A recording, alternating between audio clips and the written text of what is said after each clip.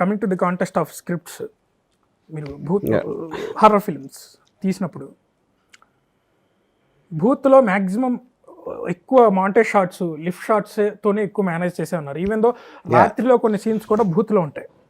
అంటే first cinema రాత్రి. ఈ సింగిల్ లొకేషన్ డ్రామా అనేది చాలా రేర్గా తెలుగు సినిమా వరకు, అది హిందీ సినిమా భూత్ ఆఫ్ కోర్స్ ఇక్కడ కూడా డబ్బింగ్ అయింది కాబట్టి అడుగుతున్నాను నేను. సింగిల్ లొకేషన్ డ్రామాలో అప్కమింగ్ ఫిల్మ్ మేకర్స్ అందరికీ అది కొత్తది. అంటే కొత్తది అంటే it will excites them to do an experiment. But single location డ్రామాలో చేయొచ్చు అనేది మీతో స్టార్ట్ అయింది అనుకోవచ్చు తెలుగులో. సో ఒక లొకేషన్లోనే కంప్లీట్ తీసేటప్పుడు స్క్రిప్ట్ ఎలా ఉన్నా కానీ, అంటే ఆ ఫిల్మ్ మేకింగ్ ప్రాసెస్లో, ఆ థ్రిల్లర్ జానర్లో అంటే ఇలా చేయొచ్చు అనే ఒక ఐడియాయే మీకు రాత్రి నుంచి మొదలైంది కదా, అంటే ఫస్ట్ సినిమా నుంచి మొదలైంది. ఇట్ శివ ఇస్ నాట్, రాత్రి ఈజ్ నాట్ సింగిల్ లొకేషన్. రాత్రిలో చాలా లొకేషన్స్ ఉన్నాయి. ఓకే, బూత్లో ఒకే లొకేషన్, కౌన్లో ఒకే లొకేషన్. ఎగ్జాక్ట్లీ కౌన్. కౌన్కి వచ్చేసరికి సార్ సింగిల్ లొకేషన్లో ఒక సైకో థ్రిల్లర్ మీరు తీసింది. టీవీలో చెప్పే న్యూస్ కావచ్చు, సైకో తిరుగుతున్నాడు ఇంట్లోకి వస్తాడు అని భయపెట్టిలాగా న్యూస్ రావచ్చు. ముగ్గురు మనుషుల చుట్టూ ఒకే లొకేషన్లో తీసి ఇది ఉంది కదా, మీకు ఆ గ్రౌండ్ వర్క్ రావు గారు ఇల్లు అబ్బాయి టైంలో అలాగే వెంకటకృష్ణమూర్తి గారితో ఒంటరి మహిళ స్టోరీ డిస్కషన్లో వచ్చిందని విన్నాను. అది నిజమే. ఒక అమ్మాయి నిద్ర లేచిన తర్వాత ప్రపంచంలో ఎవరు లేకుండా పోతారు అనే ఐడియా ఆయనతోటి మీరు షేర్ చేశారని. మీరు రాత్రి కథ దాన్ని బేస్ చేసుకుని రాస్తే, ఆయన మిస్టర్ నో నవల దాన్ని బేస్ చేసుకుని రాస్తే దట్స్ నాట్ ట్రూ. నేను ఇప్పుడు తెలుగు నావెల్స్ నుంచి నేను ఏ సినిమాలో ఏమి తీసుకోలేదు ఇప్పుడు. ఓకే, బట్ సింగిల్ లొకేషన్లో మల్టిపుల్ క్యారెక్టర్స్తో సినిమా చేశారు. సింగిల్ లొకేషన్లో సింగిల్ క్యారెక్టర్తో ఎప్పుడైనా ఎక్స్పెరిమెంట్ చేయాలనిపించలేదు యాజ్ అ ఫిల్మ్ మేకర్? అంటే మీ నుంచి ఎక్స్పెక్ట్ చేస్తూ ఉంటాం కదా, అంటే వర్మగారు అనగానే ఏదో ఒక ఎక్స్పెరిమెంట్, అట్లీస్ట్ థ్రిల్లర్ ఎలా ఉన్నా కానీ ఒక థ్రిల్లింగ్ ఎలిమెంట్ ఉంటుంది. ఈవెన్ శివ అంతం ఆల్సో స్లాష్ థ్రిల్లర్లా అనిపిస్తుంది, అంటే ఒక కిల్లర్ చుట్టూ తిరిగే డ్రామా అవ్వచ్చు. అండ్ మీరు తీసిన చాలా సినిమాలు అండర్ రేటెడ్. ఈవెన్ శబరి మీరు ప్రొడ్యూస్ చేసింది. అవును, శబరి అంటే రాముడి భక్తురాలు. అలాంటిది అడవిలో ఉన్న ఒక నక్సలైట్, ముసలి నక్సలైట్ లేడీ, చీర, కాటన్ చీర, చేతిలో గన్. చాలా సినిమాలు, 100కు పైగా ఎక్స్పెరిమెంటల్ ఫిల్మ్స్ తీసిన వాళ్ళలో, అంటే ఇప్పుడు ఇండస్ట్రీకి వచ్చిన వాళ్ళలో వర్మగారిని చూసి చాలామంది వస్తున్నారు అంటే ఆ మ్యాజిక్ ఉండడం బట్టే, అంటే అవుట్ ఆఫ్ ది బాక్స్ మీరు చేయడం బట్టే ఫ్రాంక్గా చెప్పాలంటే. అంటే ఫిల్మ్ మేకింగ్ నెక్స్ట్ ప్రాసెస్లో చేసి, ఈ ప్రాసెస్లో ఇప్పుడు వాట్ నెక్స్ట్ అనేది ఒకటి ఉంటుంది కదా sir. After 100 films what next అనే ప్రాసెస్లో ఇప్పుడు కూడా ఒక థ్రిల్లర్ ఎలిమెంట్ ఉన్నా కూడా, ఈవెన్ పాలిటిక్స్ మిమ్మల్ని ఇన్ఫ్లుయెన్స్ చేసే వాళ్ళు చాలామంది ఉంటారు కదా. అంటే ఇప్పుడు ఈ సినిమా ఇమీడియట్గా వ్యూహం అయిపోయింది కదా, సరే జానర్ మారుస్తారు అని మేము ఎక్స్పెక్ట్ చేస్తాం. వెంటనే శపథం అని అనౌన్స్ చేశారు. సో వ్యూహం శపథం రెండు ఒకే సినిమా 2 పార్ట్స్లో వస్తుంది. అది మొత్తం జగన్ స్టోరీ. ఫస్ట్ పార్ట్ ఆయన అయ్యే వరకు, సీఎం అయ్యే వరకు. సెకండ్ పార్ట్ సిబిఐ జైలు అయ్యే వరకు. So 10 years journey of Jagan capture చేసాం. అది చాలా ఎక్కువ అయిపోతుంది కాబట్టి 2 partsగా పెట్టాం. సో రెండు ఒకే సినిమా. సినిమా రెడీ అయిపోయిందా సార్ శపథం? Next week release. అది కూడా నెక్స్ట్ వీక్ సెన్సార్, అది కూడా సెన్సార్ పూర్తయిందండి. సో ఇప్పుడు 2వ తారీఖు వస్తుంటే అది almost after 10. Any date? 9th. మీకంటూ ఓటీటీ పెట్టుకున్నారు, ఆర్జీవీ ఓటీ సెపరేట్. కానీ at present you're releasing it in theatres. ఓటీటీలో ఎప్పుడు వస్తాయి చూడొచ్చు అంటే కొంతమంది ఎక్స్పెక్టేషన్ ఏంటంటే ఓటీలో వచ్చినప్పుడు చూడొచ్చు, మేము థియేటర్లో చూసి అంత సినిమా కాదు, అంత ప్రిఫరెన్స్ ఇచ్చే సినిమాలు ఏమున్నాయి? సలార్నే సినిమాలో చాలామంది థియేటర్లో ఇప్పుడు ఏం చూస్తాంలే అని చూడడం మనిషి. Of course Salaar is a big hit. I don't want to compare Salaar with Vyooham. మీ వ్యూహాన్ని థియేటర్లో ప్రేక్షకులు చూడడానికి మీరు చేసే పబ్లిసిటీ స్టంట్ ఏదైనా ఉందా? ఇవి స్టంట్ ఇంటి ఏమి ఉండదు. ఎవెన్చువల్గా సినిమాలో ఉన్న సబ్జెక్ట్ మ్యాటరు ఎంతమందికి ఇంట్రెస్ట్ ఉంటుంది అనేది వాళ్ళు ఒకవేళ ఉంటే చూస్తారు, లేకపోతే చూడరు, అంతే. ఇంకేం స్టంట్ ఏమి ఉంటుంది దాంట్లో.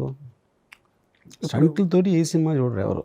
ఫోన్కి మీరు నైట్ కానీ దాని మీద చూసారని తెలియదు కదా. అది ఏదో అడ్వర్టైజ్మెంట్ గిమిక్స్ అని మన కోసం మనం చేసుకుంటాం. దాని మూలాన్ని చూస్తారా లేదని ఎవరికి తెలియదు. సో వ్యూహం ఎలా రిజల్ట్ ఏమన్నా మీకు ఆ ఇంపాక్ట్ అనేది పడదు నాకు తెలిసి. ఇప్పుడు నేను వేల సార్లు చెప్పాను, నేను ఒకసారి సినిమా అయిపోయాక దాని గురించి ఇంకా ఆలోచించిన అసలు. Okay, Yeah. Coming to your next films, మీ తర్వాత సినిమాలు ఏంటి సార్? అంటే లిస్ట్ ఇంకా నేను పేర్లు పెట్టలేదు, స్క్రిప్ట్ వర్క్ జరుగుతుంది. సార్ మీ దగ్గర పనిచేసే అసిస్టెంట్ డైరెక్టర్ని డైరెక్టర్లు చేశారు మీరు. అఫ్ కోర్స్ టెక్నీషియన్లో బోల్డ్ మంది ఉన్నారు మీ స్కూల్ నుంచి వచ్చిన వాళ్ళు. ఏమైనా ప్రొడ్యూస్ చేసే అవకాశాలు ఉన్నాయా మీ అసిస్టెంట్స్వి, లేకపోతే బయట వాళ్ళు ఇంట్రెస్టింగ్ అసిస్టెంట్స్ అని కాదు, anybody who is talented I want to produce a film అయితే. అంటే ఇఫ్ దే వాంట్ టు నా సబ్మిట్, అసిస్టెంట్గా ఉండాల్సిన అవసరం ఏం లేదు. అంటే మీకు సబ్మిట్ చేస్తే స్క్రిప్ట్ కాదు, I have some parameters, RGV దాని వెబ్సైట్లో కూడా ఉన్నాయి. ఆ పారామీటర్స్ ఎవరెవరు పాస్ అయితే వాళ్ళతో చేస్తాను. నాకు ముఖ పరిచయం ఉండాల్సిన అవసరం కూడా లేదు. అంటే కంప్లీట్ ఆన్లైన్లోనే కాన్వర్సేషన్ జరిగి go for the shoot. Yeah. అలా షూట్కి వెళ్ళిన వాళ్ళు ఉన్నారని నేను విన్నాను. ఆ ప్రాజెక్ట్ ఏంటో చెప్పగలరా డీటెయిల్స్? ఇంకా అంటే ఇంకా అనౌన్స్ చేయడానికి ఇట్స్ నాట్, అంటే I want to do it in a certain way. అది ఇప్పుడు వచ్చే వ్యూహం వైఎస్ జగన్మోహన్ రెడ్డి గారి సపోర్టివ్గా వస్తుంది సినిమా. సో టీడీపీ నుంచి కానీ జనసేన పార్టీ నుంచి కానీ ఆ కార్యకర్తల నుంచి కానీ మీకు వచ్చే బెదిరింపు కాల్స్ మీకు ఎన్ని వచ్చినా మీరు పట్టించుకోరు. బట్ అట్ ప్రజెంట్ వాళ్ళు మీరు పట్టించుకోరు కదా అని వాళ్ళు కూడా ఊరుకోరు. మీకు ఆటంకాలు వచ్చాయి, వ్యూహానికి ఆటంకాలు వచ్చాయి, సెన్సార్ లేట్ అయింది, అయినా కానీ మీరు పట్టుదల వదలకుండా చేశారు. రేపు రిలీజ్ ఉంది, వీఆర్ ఎక్సైటెడ్, లిటరలీ చూస్తాం. ఎందుకంటే వర్మ గారు అలాంటి సినిమా తీసినా ఏదో ఒక ఎక్స్పెరిమెంట్ ఎత్తుకునే ప్రేక్షకుడు ఉంటాడు. కానీ మీకు ఇంకా అడ్డంకులు పెట్టే వాళ్ళు, మిమ్మల్ని బెదిరించే వాళ్ళు ఉన్నారు. వాళ్ళకి మీరు ఏం చెప్తారు? నేను చెప్పేది వాళ్ళు చేసేది వాళ్ళు చేస్తారు, మేము చేసేది మేము చేస్తాం, ఫైనల్గా వచ్చేస్తాం కదా.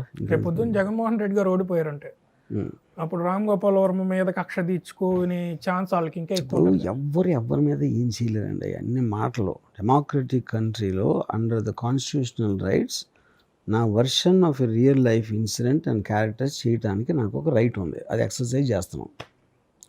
ఆ ఎక్సర్సైజ్ చేసినందుకు ఎవ్వరు ఏమి చేయలేరు. మీరు క్రైమ్ చేసి, మీరు ఏదో చేసి ఇలాంటి అన్నీ చేస్తే అది లీగల్గా ఇన్స్టిట్యూషనల్స్ అప్లై చేస్తారు, అంతేగాని ఊరికి ఇవన్నీ మిగతా మాటలు. మీ వరకు బెదిరింపు కాల్స్ కొత్త కాదు. ఫస్ట్ థింగ్ బెదిరింపు కాల్స్ ఎవరు చేయరు. ఫస్ట్ ఆఫ్ ఆల్ అది రాంగ్. అది యూట్యూబ్లో ఇంకా కెమెరా ఒక్కటే ఉంటుంది కాబట్టి వాళ్ళు ఏదో వాగుతారు అంతే. లేకపోతే ట్రోలింగ్లో ఊరు పేరు లేని మొహాలు వాళ్ళు ఏదో ట్రోల్ చేస్తారు, అంతగానే ఉంటాయి బెదిరింగ్ కాల్స్. అంటే మిమ్మల్ని ఇంపాక్ట్ మీరు పట్టించుకునే ప్రిఫరెన్స్ ఇవ్వలేదు, మీరు మిమ్మల్ని ఇంపాక్ట్ చేయలేదు, బట్ మీకంటూ థ్రెట్ ఉందని మీరు ఎప్పుడు ఫీల్ అవ్వలేదు. No, See, threat is everybody is vulnerable. Everybody has limited power. అది జరిగినప్పుడు జరుగుతుంది, చూద్దాం అది ఇప్పుడు.